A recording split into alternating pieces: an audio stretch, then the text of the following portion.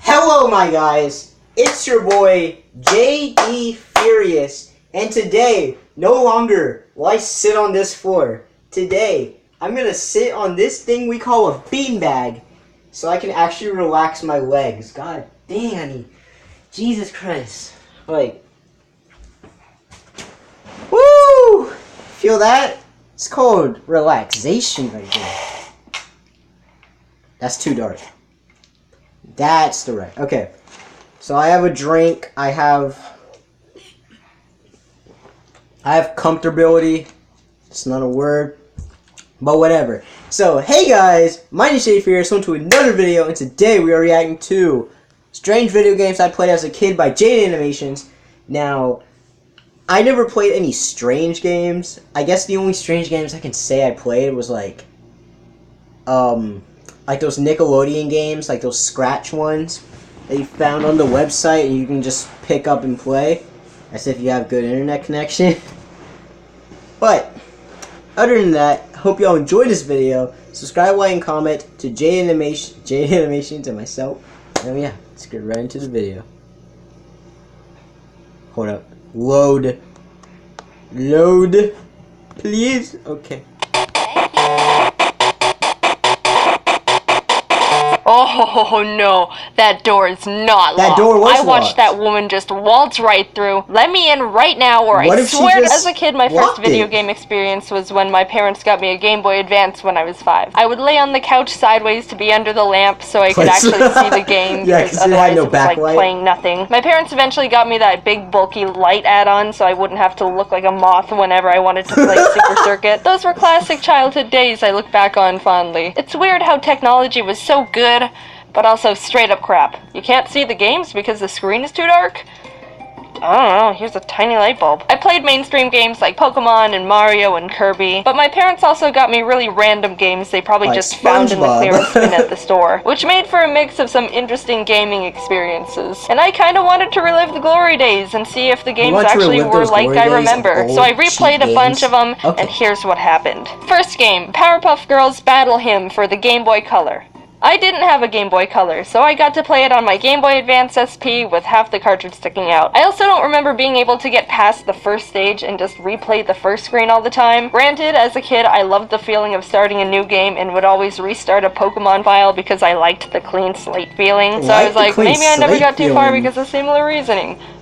No. Not the case. This game can go die in a hole. I love it, it's my childhood, but oh my god, someone could hit all of them with a hammer, and I would not be sad. You play as Bubbles, which, may I mention, looks weirdly buff. Even as a kid, I was like, is this Bubbles a man? You fly around and collect, like, everything. There's so many collectibles, and I don't know what any of them do. Rings, trading cards, plutonium, hearts, phones, people. But it's almost impossible because the flying mechanics are like trying to control melting butter over a saucepan. The whole game is an ice level in the sky. There's also criminals afoot, and they're ready to fight you. You can beat them up, but I also like how if you just walk past them, they'll square up and then just go, meh, whatever. This guy just straight up has a gun. Alright, who gave the nerd a gun? Ow, ow, yeah, they're ready to shoot. Stop! Also, what the heck is that? That's a squid. Is he hitting me? I don't think he's hitting me. I think he's just spinning angrily. Anyway, this game is bullcrap. The levels are huge and way too open for the screen size, so you get lost. Moving around is a nightmare. Things you need to do to progress are cryptic as heck. The first level, you've got to find a key after rescuing Miss Bellum. Where's the key?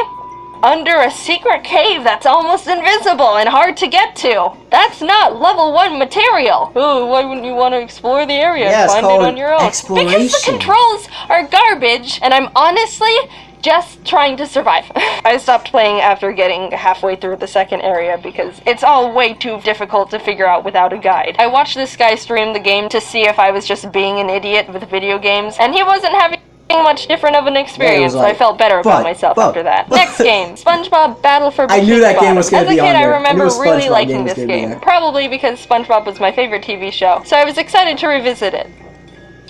I was shut down real quick. This game's a platformer with a pretty simple plot. Plankton made a bunch of robots to steal a Krabby Patty formula, but forgot to set the obey Plankton lever to on, and why bother just flipping it to obey when it's already down anyway? So now there's robots all over the place, not obeying anyone, and SpongeBob needs to do something about it because Mr. Krabs says they're scaring away me customers. But the thing is, the robots are kind of harmless. They just ponder around and do nothing necessarily evil. Even when you bump into them, they're like, oh, pardon me. This robot can't harm you. This big guy wouldn't hurt a fly. This one takes you to where you need to go. I don't see much of an issue here other than the fact there's just robots walking around. Yeah, it's just robots and fish. Does someone have a gun? Oh my god, this one's just a bazooka. So the majority of the enemies in the game aren't enemies. They're more just objects/platforms to help you get to the end of the level. But the thing about this game is that someone put the gravity to like 300%.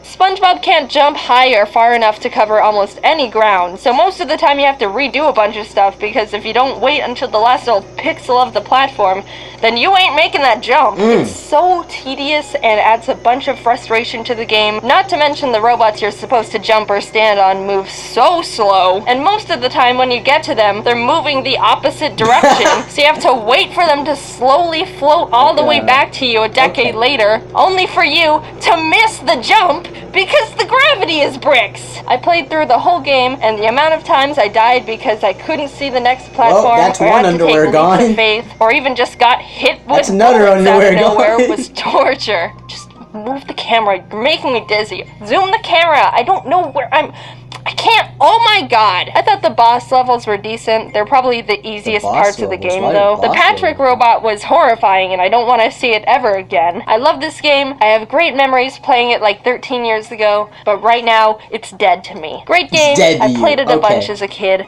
It can burn in a ditch. Moving on to Barbie Groovy games. Oh my god, where are these weird games, Jaiden, bro? why did you have a Barbie game? Were you these are super so girly many as a kid? games. No, I wasn't. My parents just gave it to me, and I played it because what else was I gonna do?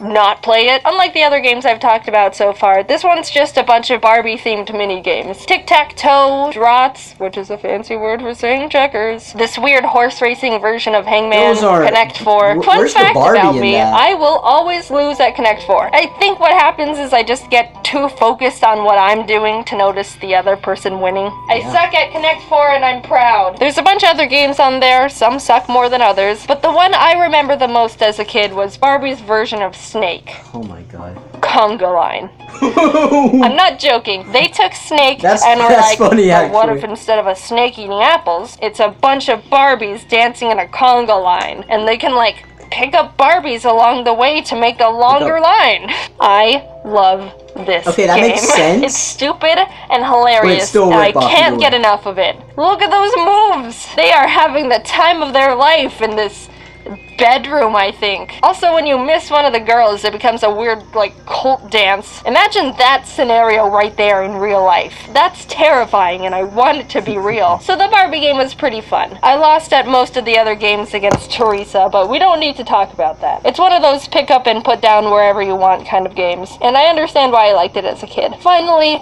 we've gotten to the last game. This one's a bit different because it's a plug and play game. Still I had a couple of these game. as a kid. The SpongeBob plug and play, and the Nicktoons plug and play, and also the Disney one, but I didn't like that one as much. The Nicktoons plug and play was my favorite as a kid, so I wanted to replay that one. There's a Fairly Odd Parents game that's kind of just Pac-Man, Jimmy Neutron game with ladders and aliens, and it's alright. A SpongeBob board game thing you can play with friends, but the games that I wanted to talk about are the Rocket Power one and the other SpongeBob game. Why There's too many two, SpongeBob? and this is the better one. I loved the Rocket Power one, and would mainly play the plug and play just for this game specifically. It's basically a top-down scroll game where you avoid obstacles, go through flags, and grab collectibles for points. But that wasn't my favorite aspect of the game. I liked this part. I'm good with my Nintendo Switch.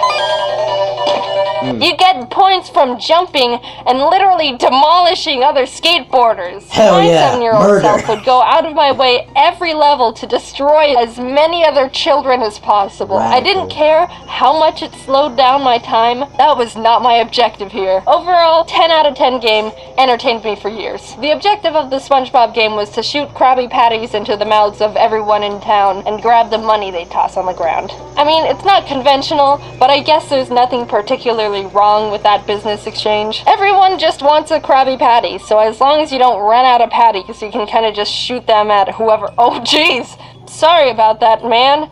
I didn't... Alright, besides that guy, you can just shoot them at... Oh no! Is that kid dead? What happened there? Let's just roll over him. He looked not too upset about the fact I just popped his balloon while he was dangling 15 feet in the air. I guess the world moves on. I'll just not think about it and keep doing this. Oh my god, his fin! Alright, cool. It didn't hinder me at all in the end. It was for the greater good. Another 10 out of 10 game. That was my nostalgic trip down weird video game lane. It was surprisingly fun and also not fun to revisit these old games. Yeah, some of those games Opening them up again and seeing bad. the graphics and hearing the music gave me immediate flashbacks to when I played them 15 plus years ago. But also trying to actually beat them made me want to never play them ever again and kind of tainted the illusion they were good and fun games. Dying. Looking at you, Powerpuff Girls and Battle for Bikini Bottom. Did I have fun? No. Yes. Damn it. Kinda. Alright, I actually think you I did had have more fun. frustrated hours than fun hours. But did I have at least a little fun? Yes. The ratio doesn't matter. That much. Should you do this? I don't care. This is a fun video to make. Not because I got to play... Oh my god. Y'all can listen to the rest, like, in her own video. You know what I mean. Anyways, hope y'all enjoyed this video. Subscribe, like, and comment to Jaiden Animations and myself. Have a great day. What were your weird games that you have played? What are some weird games that you have played? Like I said, I never played like video games like on the console or handhelds. I mean like just Nicktoon or Nickelodeon with those scratch games. I think that Nickelodeon website's gone anyways. But other than that, have a great day. And yeah, goodbye my fellow reactors. Dang, I'm coming.